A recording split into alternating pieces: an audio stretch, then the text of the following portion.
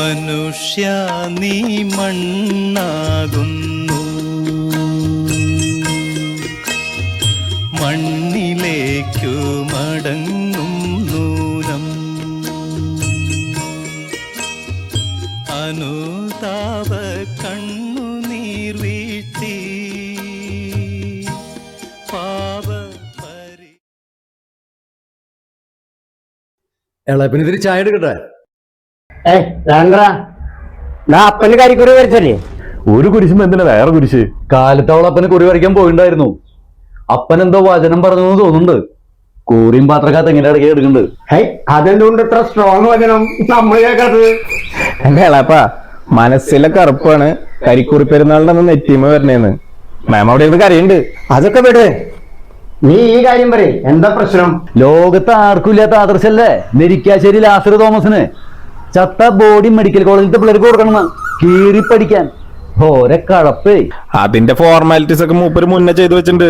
ഒരു ഫോമിൽ ഞങ്ങൾ 3 പേര് ഒപ്പിട്ടുണ്ട്. അമ്മനെ കൊണ്ട് ഒപ്പിട്ടിട്ടുണ്ട്. ഞാനും ഒപ്പിട്ട് കൊടുത്തു. എന്തെങ്കിലും ചെയ്തോട്ടെ. മെഡിക്കൽ കോളേജിലേക്കാ സൂപ്പർ മാർക്കറ്റിലേക്കാ എവിടേക്കെങ്കിലും കൊണ്ടുപോട്ടെ. ഹേയ്, നിനക്ക് കുഴപ്പമുണ്ടാവില്ല. കല്ലറ വേണ്ട, അടിയന്തരം നടത്തണ്ട, ഒരു ചെലവുമില്ല. നിനക്ക് കിട്ടാളൊക്കെ കിട്ടിയല്ലോ. ഇതും പറഞ്ഞ് നിലവിലുണ്ട. എന്ത് കണ്ടിട്ടാ നിങ്ങൾക്ക് ഒപ്പിട്ട് കൊടുത്തേ? ഒപ്പിട്ട് കൊടുത്തില്ലെങ്കിൽ ഉണ്ടേ കിട്ടുക. ഈ സ്വത്ത് എന്ന് പറയുന്നതൊക്കെ അപ്പനുണ്ടാക്കിയതാ. ഇളയപ്പൻ അറിയാലോ. ഒപ്പിടാൻ പറഞ്ഞ ഒപ്പിടും, വേറെ മാർഗമൊന്നുമില്ല. അമ്മ അതിന് വളം വെച്ച് കൊടുക്കണേ. രണ്ടാളിത് ഒപ്പിട്ട് കൊടുക്കണ്ടെന്ന് തോന്നണേ. ചില്ലുകൂട്ടിൽ രണ്ടാൾക്കും തല്ലൂടാലോ. ഞാൻ ആലോചിക്കുന്നത് അതല്ല, നമ്മളിത് പേപ്പറിലൊന്നും ഇട്ടിട്ടില്ലല്ലോ. എല്ലാം ശരിയെന്ന് പറഞ്ഞാണ് നിൽക്കുക. ചത്ത് കഴിഞ്ഞ് പിന്നെ നമ്മുടെ ഇഷ്ടത്തിന് എന്ത് വേണമെങ്കിലും ചെയ്യാലോ. നടന്നത് തന്നെ. ആ ഭരതൻ ചേട്ടന് അജയ് ഘോഷ് നാഴിക്ക് 40 വട്ടം വരുന്നുണ്ട് പിരികേറ്റാനായിട്ട്. കടലാസ് ഇരിക്കണത് ഇപ്പൊ അവരുടെ അല്ല. 2 പിടിച്ച് പൊട്ടിച്ചാലാ. നീ ആവശ്യമില്ലാത്തൊന്നും നിക്കണ്ട.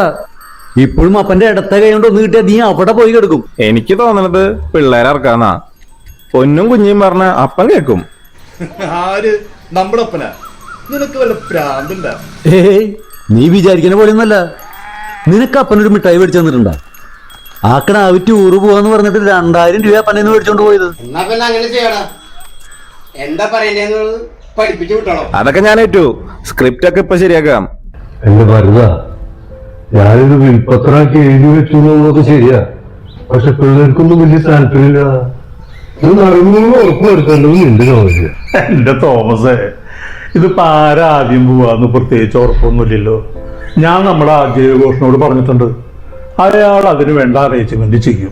75 SLC ബാച്ചിലെ 18 പേര് മരണാനന്തരം അവരുടെ ശരീരം മെഡിക്കൽ കോളേജിന് വിട്ടുകൊടുക്കുന്നു. അത്യാവശ്യം പരസ്യം കൊടുക്കാനും ഞാൻ പറഞ്ഞിട്ടുണ്ട്. അത് പേരിനും പ്രശസ്തിക്കൊന്നും വേണ്ടിയിട്ടല്ല, എല്ലാവർക്കും ഒരു പ്രചോദനമാവട്ടെ.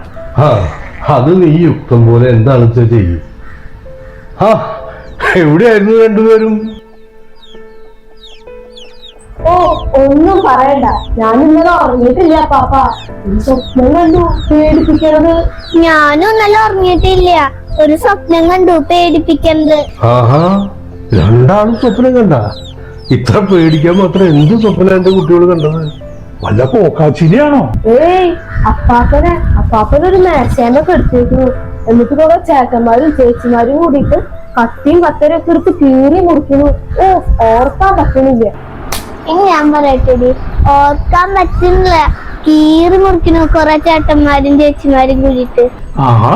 അപ്പൊ രണ്ടാളും ഒരേ സ്വപ്നാണല്ലോ കണ്ടത്? ഞാൻ ആദ്യം കണ്ടത്. എന്നാ എന്റെ മക്കളൊരു കാര്യം ചെയ്യേ. അപ്പാപ്പനെ മണ്ണിന്റെ അടിയിൽ കുഴിച്ചിട്ടേ കീടങ്ങളും പുഴുക്കളും ഒക്കെ വന്ന് തിന്നണത് സ്വപ്നം കണ്ടുനോക്കിയേ. പുഴോ? ഇത് അതിലും പേടിപ്പിക്കണതാ. പേടിപ്പിക്കണ്ട. അപ്പൊ പിന്നെ കീറി മുറിക്കണതല്ലേ നല്ലത്? അമ്മ പറഞ്ഞല്ലോ സ്വർഗത്തെ പോണെങ്കിൽ കുഴിച്ചിടണമെന്ന്. ശരി തന്നെയാ. ചിലര് പറയും കുഴിച്ചിടണമെന്ന്, ചിലര് കത്തിക്കും. പാഴ്സികൾ എന്താ ചെയ്യാന്നറിയോ മക്കൾക്ക്? ഒരു ഒഴിഞ്ഞ സ്ഥലത്ത് കൊണ്ടുവന്ന് വെക്കും, കഴുകന്മാർക്ക് തിന്നാൻ. മറ്റുള്ളവർ പറയണതല്ല, നിങ്ങൾക്ക് ശരിയെന്ന് തോന്നണതാ ചെയ്യേണ്ടത്. അല്ല, ആരപ്പോ നിങ്ങളെ രണ്ടാളെങ്കിലും പറഞ്ഞയച്ചത്? അപ്പാപ്പന്റെ മനസ്സ് മാറ്റാൻ? പപ്പയോ പേപ്പനോ? അയ്യോ, ആരും പറഞ്ഞയച്ചതല്ല, സ്വന്തം ഇഷ്ടത്തിന് വന്നതാ. ഡി, അത് അങ്ങനെയല്ല ഡി, അത് സോ മനസ്സാലെ വന്നതാണ്. അങ്ങനെ പറയ്. എന്തായാലും രണ്ടാളും വന്നതല്ലേ, അപ്പാപ്പനൊരു കഥ പറഞ്ഞു തരാം. കുഞ്ഞിക്ക് അനാറ്റമി എന്താണെന്ന് അറിയോ? പിന്നെ മനുഷ്യന്മാരെ കീറി മുറിക്കാന്നല്ലേ? ലിവറും ലങ്സും കിഡ്നിയും ഒക്കെ എവിടെയാന്ന് എനിക്കറിയാം. എനിക്കും അറിയാം. അപ്പാപ്പന്റെ ഹൃദയം എവിടെയല്ലേ? ആര് പറഞ്ഞു? പൊന്നു കണ്ടിട്ടുണ്ടോ? ആ, ഇവിടെയാണ് അപ്പാപ്പൻ പറയാൻ പോണ കഥയുടെ തുടക്കം. അറിയാത്ത കാര്യങ്ങൾ കണ്ടുപിടിക്കാനുള്ള മനുഷ്യന്റെ ആഗ്രഹത്തിന്റെ കഥ. മനുഷ്യനല്ലേ ജാതി, ഭയങ്കര സൂത്രക്കാരനല്ലേ. ഉത്തരം കിട്ടാത്ത എല്ലാ ചോദ്യങ്ങൾക്കും ഒറ്റ വാക്കിൽ ഒരു ഉത്തരം കണ്ടുപിടിച്ചിട്ട് അതിന് ഈശ്വരനെന്നും ദൈവം ഒക്കെ പേരിട്ടു. ഉത്തരം മുട്ടിയാൽ അവൻ മുകളിലേക്ക് നോക്കും, എന്നിട്ട് പറയും ഈശ്വരന്റെ ലീലാവിലാസം, ദൈവത്തിന്റെ ശക്തി വൈഭവം. അമ്മാമ്മ പറയാ തമ്പ്രാന്റെ കളിയാണ് എന്ന് വെച്ച് എല്ലാവരും അങ്ങനെ ആയിരുന്നില്ല. ചോദ്യങ്ങൾക്ക് ഉത്തരം തേടി അവൻ പുതിയ വഴികൾ വെട്ടി തുറന്നു. അവൻ സഞ്ചരിച്ച വഴികളെയാണ് ഇന്ന് നാം ശാസ്ത്രം എന്ന് വിളിക്കുന്നത്. അവന്റെ ആ ജിജ്ഞാസയാണ് ശാസ്ത്രബോധം. മനുഷ്യ ശരീരങ്ങൾ കീറി മുറിച്ച് അവൻ പഠിച്ചു. ഓരോ അവയവങ്ങൾ എവിടെയാണെന്നും അതെന്തിനാണെന്നും അവയ്ക്ക് വരുന്ന അസുഖങ്ങൾ എന്താണെന്നും അതിനുള്ള ചികിത്സ എന്താണെന്നും അവൻ കണ്ടുപിടിച്ചു. ഭാരതത്തിൽ പണ്ടു തൊട്ടേ സുശ്രുതന്റെ കാലം മുതൽക്കേ മനുഷ്യ ശരീരം കീറി മുറിച്ച് പരീക്ഷണം നടത്തിയിരുന്നു.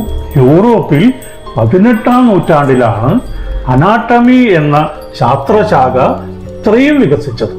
ലോകത്ത് ഭൂരിഭാഗം പേരും ദൈവങ്ങളെ പ്രീതിപ്പെടുത്താനുള്ള വഴികൾ തേടിക്കൊണ്ടിരുന്നപ്പോൾ ശാസ്ത്രബോധമുള്ള മനുഷ്യൻ അവന്റെ വരും തലമുറയ്ക്ക് വേദന കൂടാതെ ജീവിക്കാനുള്ള വഴികൾ തേടുകയായിരുന്നു. അന്നൊക്കെ വധശിക്ഷയ്ക്ക് വിധിക്കപ്പെട്ടവരുടെ ശവശരീരങ്ങളാണ് പരീക്ഷണങ്ങൾക്ക് കൊടുത്തിരുന്നത്. പിന്നെ പിന്നെ മതപരമായ കാരണങ്ങൾ കൊണ്ട് ശവശരീരങ്ങൾ കിട്ടാതെയായി. നിങ്ങൾക്കറിയോ, പണ്ട് യൂറോപ്പിൽ ബോഡി സ്നേച്ചേഴ്സ് എന്ന് പറഞ്ഞ കള്ളന്മാരുണ്ടായിരുന്നു. അതായത് കല്ലറകൾ കുത്തിത്തുറന്ന് മൃതശരീരങ്ങൾ മോഷ്ടിച്ച് പരീക്ഷണശാലകളിൽ കൊണ്ടുപോയി വിറ്റ് കാശാക്കുന്നവർ. അയ്യോ, ഇവർക്കൊന്ന് പേടിയാവില്ലേ? അന്നൊക്കെ കല്ലറകൾക്ക് കാവൽ നിൽക്കുന്ന പതിവുണ്ടായിരുന്നു അത്രേ. അപ്പാപ്പൻ കഥ പറയാന്ന് പറഞ്ഞിട്ട് ഈ പേടിപ്പിക്കണ കാര്യാണോ പറയുന്നത്? പണ്ട് സ്കോട്ട്ലാൻഡിലെ എഡിംബ്രയിൽ വില്യം ബർക്കെന്നും വില്യം ഫ്ലൈക്കെന്നും പേരുള്ള 2 തട്ടിപ്പ് വീരന്മാരുണ്ടായിരുന്നു. വില്യം ഫ്ലൈക്കിന് ഒരു ലോഡ്ജ് ഉണ്ടായിരുന്നു. ലോഡ്ജിൽ താമസിച്ചിരുന്ന ഒരാൾ പെട്ടെന്ന് മരിച്ചു.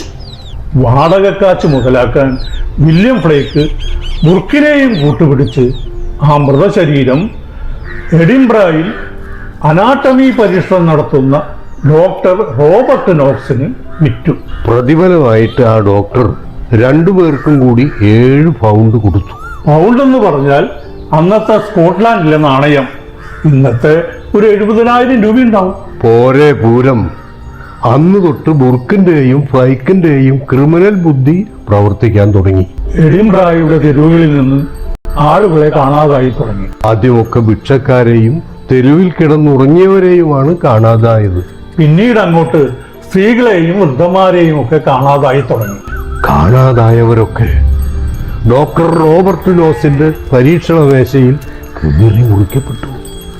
ആളുകളെ കൊന്ന് പരീക്ഷണശാലയിൽ കൊടുത്ത് വില്യം ഫ്ലൈക്കും ബുർക്കും വലിയ ധനികരായി. വലിയ പ്രക്ഷോഭങ്ങൾ നടന്നു. പോലീസ് ഒടുവിൽ കുറ്റവാളികളെ പിടികൂടി. സത്യം പറഞ്ഞ വില്യം ഫ്ലൈക്ക് ബുർക്കിനെ ഒറ്റിക്കൊടുത്തതാണ്.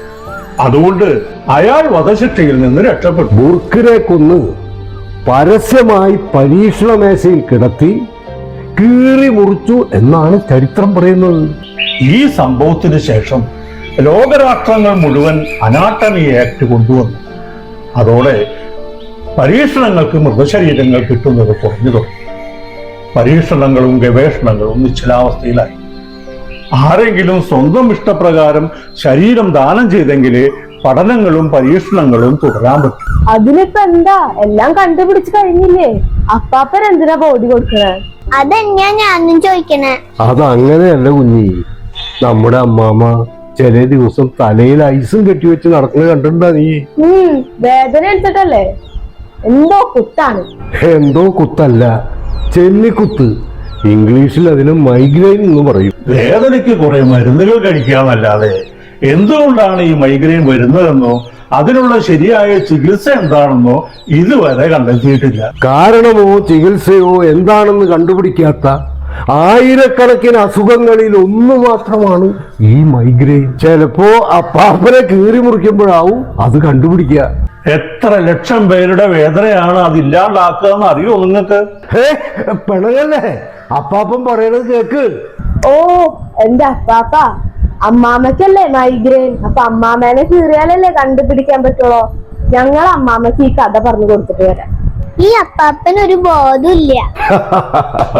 എടി മണ്ടികളെ, അമ്മാമയാണ് ഈ കഥ എനിക്ക് പറഞ്ഞു തന്നത്. നിങ്ങൾ പോയി പപ്പയ്ക്കും മമ്മിക്കും പറഞ്ഞു കൊടുക്ക്. പിന്നെ ഒരു കാര്യം, മനുഷ്യ നീ മണ്ണാകുന്നു എന്ന് പറയുന്നതിന്റെ അർത്ഥം എന്താണെന്ന് നീ നിന്റെ പപ്പയോടൊന്ന് ചോദിച്ചു നോക്ക്. കുറെ പാടി കളക്കണുണ്ടല്ലോ. ഫലം നൽകാതുയർന്നു നിൽക്കും